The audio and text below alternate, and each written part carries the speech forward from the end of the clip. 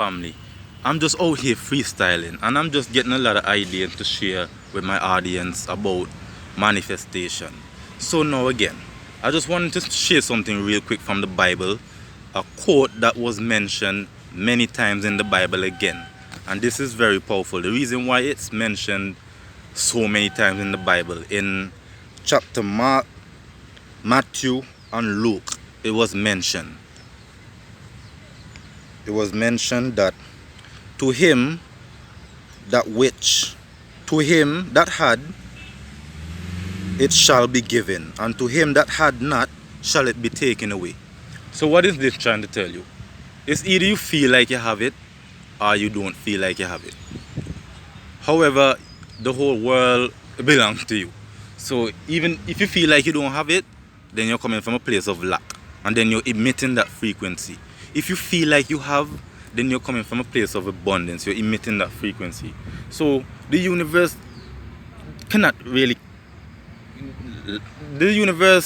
really care what kind of energy you're putting out. The universe can only give you back the energy that you are radiating. It's like a mirror. It's like a reflection again.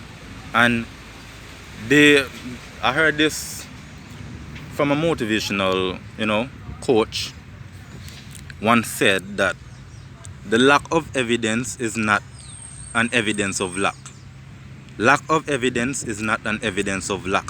So not because you don't have the money at hands right now, and all the things, or the specific person, your crush, or your lover, your romantic interest, your business, your passions, your purpose. Not because everything is not at hand means that you should procrastinate, and you should do all the things that is not correlated to manifesting your dreams, your desires. Most again, people are living in the past, because we as humans are very adaptive to our past, or the records of our past. It's always registered in our brain. So it's kind of hard for you to just come from the future instead of coming from the past. It's kind of hard. Like, I was trying my best to not be a result of my past. So, but now I'm really realizing the concept and how this is so related to the NLP and the things that they are telling you, the techniques that you use to reprogram your mind. It's kind of like make-believe, but it's not really like make-believe. It's more like a different way of using cause and effect, which is a changeless principle. You can't change cause and effect. It is what it is, right? Every cause has an effect, and every effect has a cause, right? It's one of the 7 Hermetic principles. I think it's the 7 Hermetic principles from the Egyptians, from the philosophies of the Egyptians, right?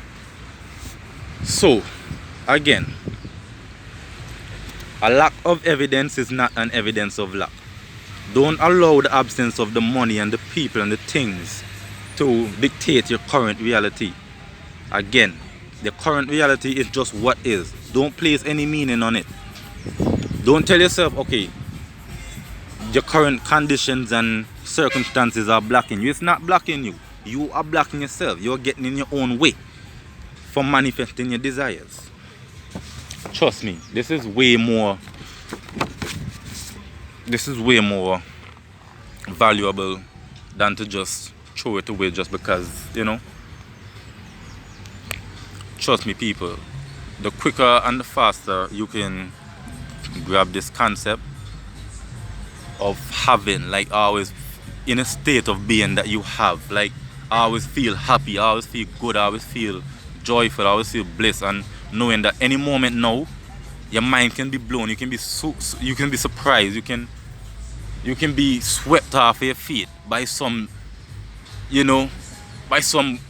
opportunity that your mind can't even comprehend, you can't even logicalize, you can't even conceptualize, you can't even reason it, but it's there. Like, something can happen that's out of your imagination.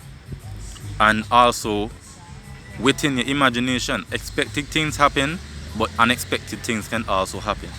So be open to the receptiveness and the acceptance of blessings.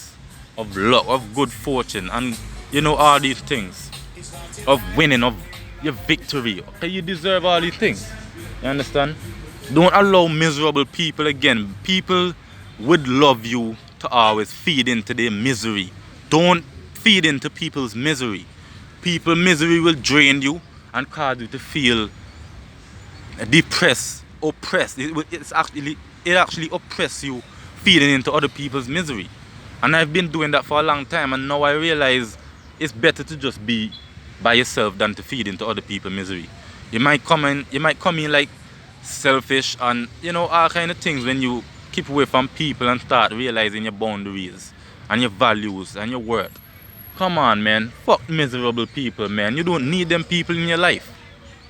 Just start doing you. Be selfish. To him that had shall it be given, and to him that